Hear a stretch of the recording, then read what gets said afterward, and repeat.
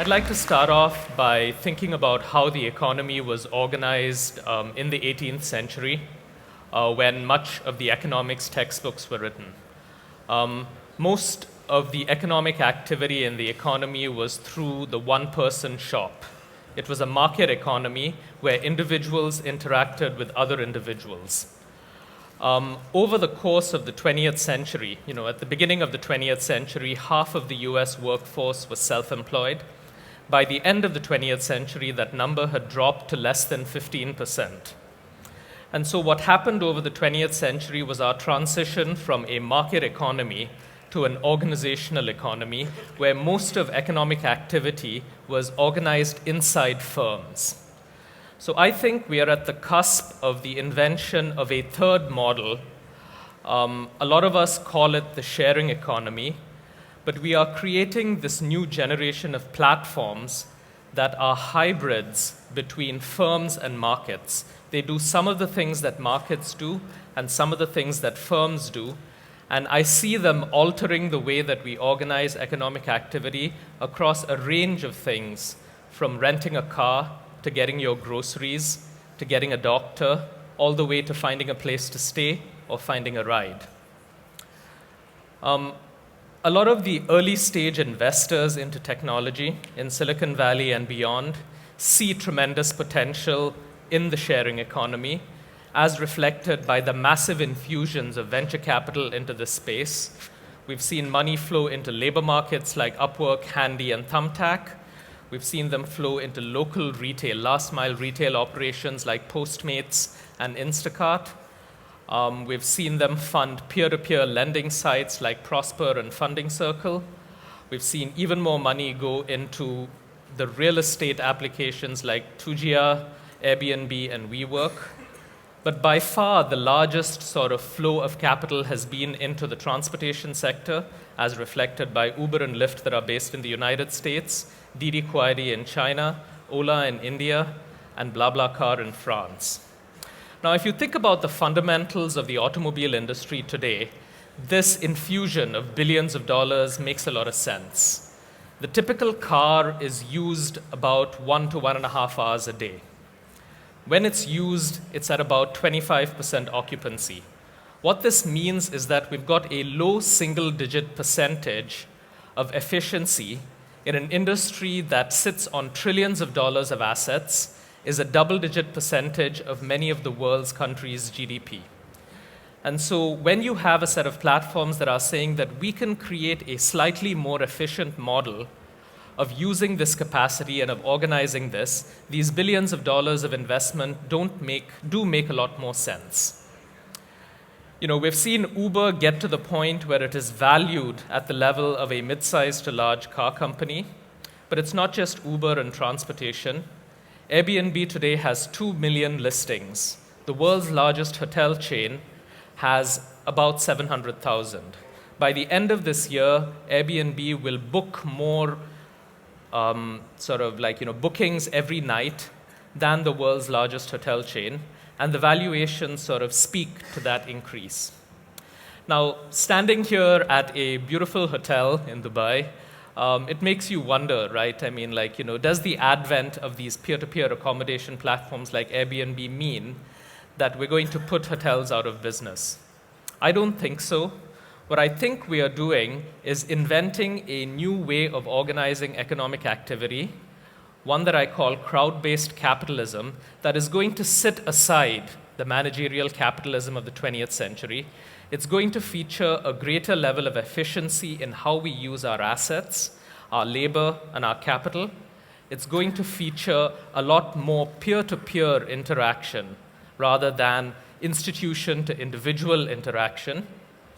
It's blurring the lines between personal and professional in the provision of commercial services. Let me give you an example. All of us at some point, if we own a car, have dropped someone at the airport. It's not uncommon to sort of pick up your friends' kids from football practice to drop them at school. We've had people stay in our homes. We've lent them our apartments. We might have had someone over for a meal. You might have lent a friend money to sort of start a business. All of these were under the personal umbrella. And then you had professional providers. You had taxi drivers, you had bed and breakfast, you had restaurants, you had banks.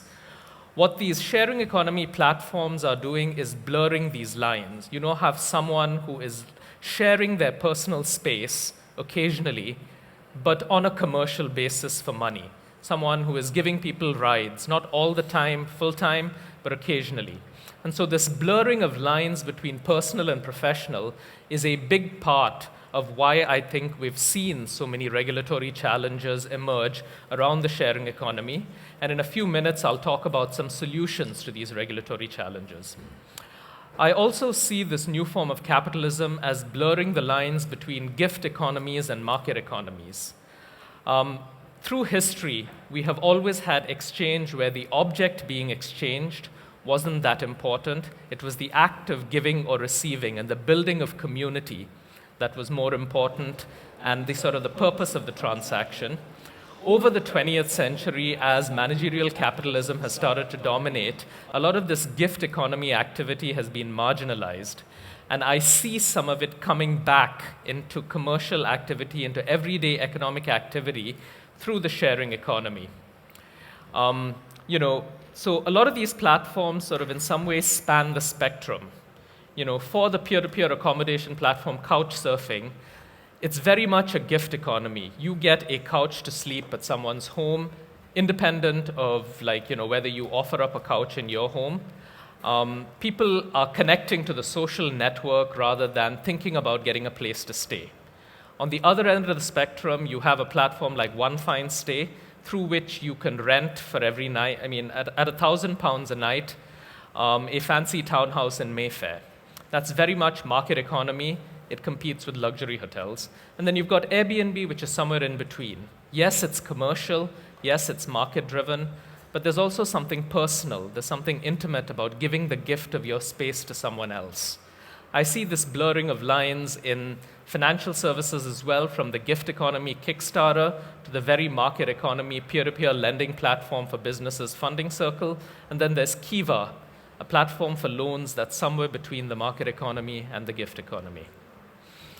You see this also in the transportation sector, but there's another dimension of this newly emerging transportation sector that I'd like to focus on more, and that is the kinds of infrastructures that we can build once we start to tap into the assets that are lying fallow more efficiently. I think of this as invisible infrastructure. I think of it as a way forward in building public transit infrastructures for the 21st century without a great deal of investment in steel and concrete. And to illustrate this, I want to show you a visualization of one particular platform. It's called BlaBlaCar. They are based in France. They allow you to book a seat in someone else's car if you want to travel from one city to another, much like you would book a train ticket. They are now in 19 countries around the world, and here's their activity over one 12-hour period.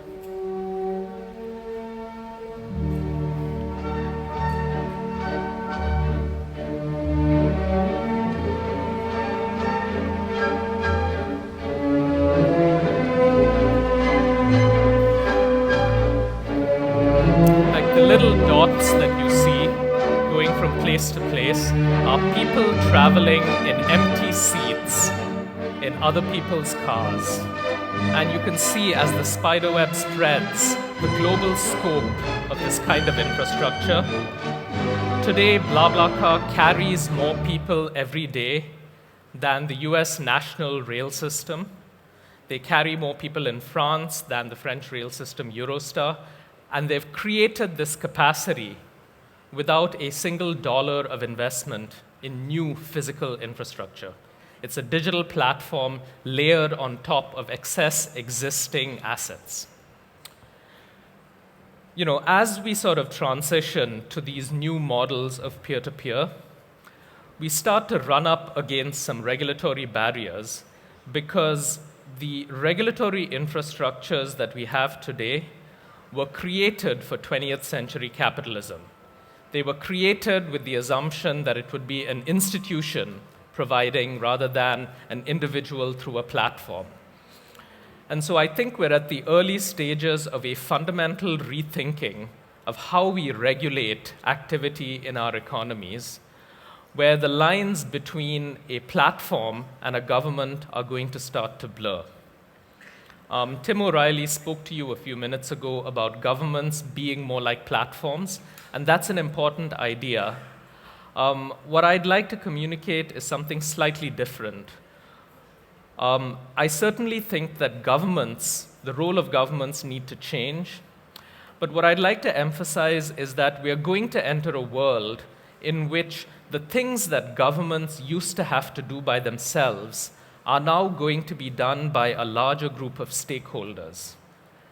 I think of this as the creation of other entities other than governments that you might think of as self-regulatory organizations. These kinds of organizations are not new. In the United States, they play a role in the regulation of nuclear power, in the regulation of the chemical industry, in the regulation of the cotton industry, and yes, in the regulation of financial services. They have had varied success across different industries. But the idea that an entity other than the government does the regulation with the oversight of the government, I think is critical for the regulation of this new form of crowd-based capitalism.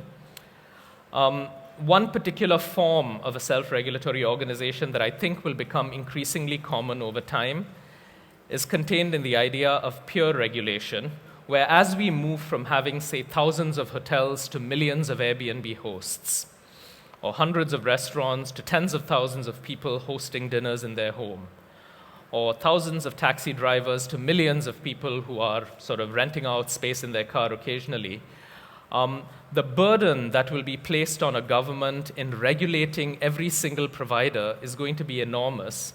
And I expect that we will shift instead to a model where the experts on the platform start to police and train the novices, some form of peer regulation under the appropriate umbrella of a right self-regulatory organization. I also see a lot of promise in a different approach, which I think of as delegated regulation through data. To me, this is sort of the other side of the coin of open data. The idea of open data has to do with, in part, sort of making data transparent. Often it has to do with the transfer of data from a private entity to a government regulator. To me, the idea of delegated regulation through data reverses that flow. Rather than transferring the data from the platform to the government, transfer the regulatory authority to where the data is.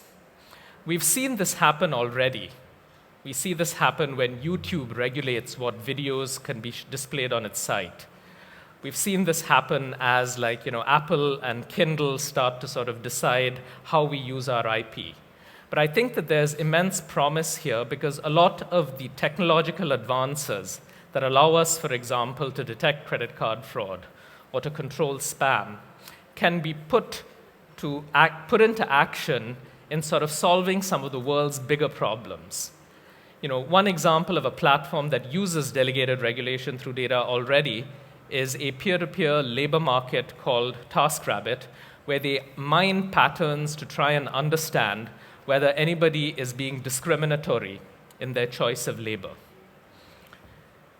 Now, when I speak about labor platforms, it leads me to the other set of policy issues that are going to dominate a 21st century of crowd-based capitalism, and these are the labor policy issues. We've seen the emergence of a number of peer-to-peer labor platforms, ranging from freelance labor platforms to platforms for personal services. And what these are doing are blurring another set of lines. They're blurring lines between full-time jobs and casual labor, where we've got a wide variety of ways in which people may contribute work productively that may not fit into the usual boundaries of a full-time job. At this point in the United States and Western Europe, 25% of the workforce are freelance or work for themselves rather than working for an organization. This number is likely to double in the coming years. And so we're going to see a much greater fraction of people who contribute labor to society, but don't do it in the box of a full-time job. I think this trend will accelerate, as we sort of start to see the emergence of platforms that aren't just for freelance services, but for corporate services. There are platforms that allow you to get a sales force on demand, that allow you to get an MBA consultant on demand, a lawyer on demand, an accountant on demand. This is all work that used to be done by a full-time employee within a company. And as this work starts to go out of the organization, and it seems like the people who are choosing this form of freelance work aren't doing it for economic necessity. This is from a survey that the US GAO ran a few years ago, that show that people who choose self-employment or being an independent contractor choose it voluntarily, by and large, rather than being forced into it. So this is what the workforce wants. It's not what they're being forced to do. But what it's going to do is it's going to challenge our funding models for the social safety net. You think about any society, you realize that one of the things that they're most proud of is how well protected their workforce is. How many hours a day do they work? Do they have stability of income? Do they take paid vacations? Do they have health insurance? Do they have other kinds of insurance? Is there workplace protection? Do they have benefits? Can they retire comfortably? These are things that we think of as signals of progress in society. And these today in many countries are funded largely by the company that you work for or the government that you work for. They're contingent on a model of full-time employment. And so if we want to protect the workforce of the sharing economy, of crowd-based capitalism, we're going to have to invent a new funding model for the social safety net that I think will take the form of a new partnership between the government, some of the platforms, and the individual. A more radical proposal that is sort of making the rounds in Silicon Valley today is of paying everybody a universal basic income, a minimum amount of money that is given to each individual independent of employment status. This is tied to both the transition that we're seeing because of the sharing economy and the fears of job loss because of automation. So this sort of is on one end of the spectrum of funding our social safety net, but I see a lot of interesting middle ground where models like what the US has done for retirement through their 401k program, where the individual contributes, the company matches, and the government gives you a tax break, I see a lot of potential there for the future funding of our social safety net. I also see one of the most sort of compelling dimensions of promise for the sharing economy in creating a more equal society. What do I mean by that? Well, as we move away from getting stuff from institutions and to getting stuff from other individuals through peer-to-peer platforms, what we start to do is to create a workforce that is not just working, but are part owners of the means of production. Sellers on Etsy, hosts on Airbnb, drivers on Uber, they are all micro-entrepreneurs, and one narrative around this transition is that this will lead to a greater spreading of the wealth as a larger fraction of the population owns the means of production. This could either come through the platform cooperatives where the providers own the platform, or it could come from shareholder-owned platforms that have provider stock options, much like companies have employee stock options. And the final idea that I want to touch on, and this is sort of on a cautionary note, because I think this is going to be a labor policy challenge in the future, is of what Malik termed a few years ago as data Darwinism. As our access to opportunity is shaped more and more by these platforms and by the reviews that are left by other people, by the data trail that our performance leaves, we risk running into a situation where the rich get richer and someone who got a bad start sort of gets naturally selected out of the market because they can't make up for a sort of a performance that was subpar to begin with. The reason why this concerns me is that there is a lot of bias inherent in how we rate people. If your future job prospects are colored by the fact that your client had a bad day yesterday and gave you a bad rating, and instantly that sort of causes your marketability to fall, it introduces new regulatory challenges and suggests a new role for government. I think the future of crowd-based capitalism is going to be shaped by the blockchain, where we move the crowd from being the source to being actually the set of people who make the market. And I think that this will shape a lot of crowd-based capitalism in the years to come.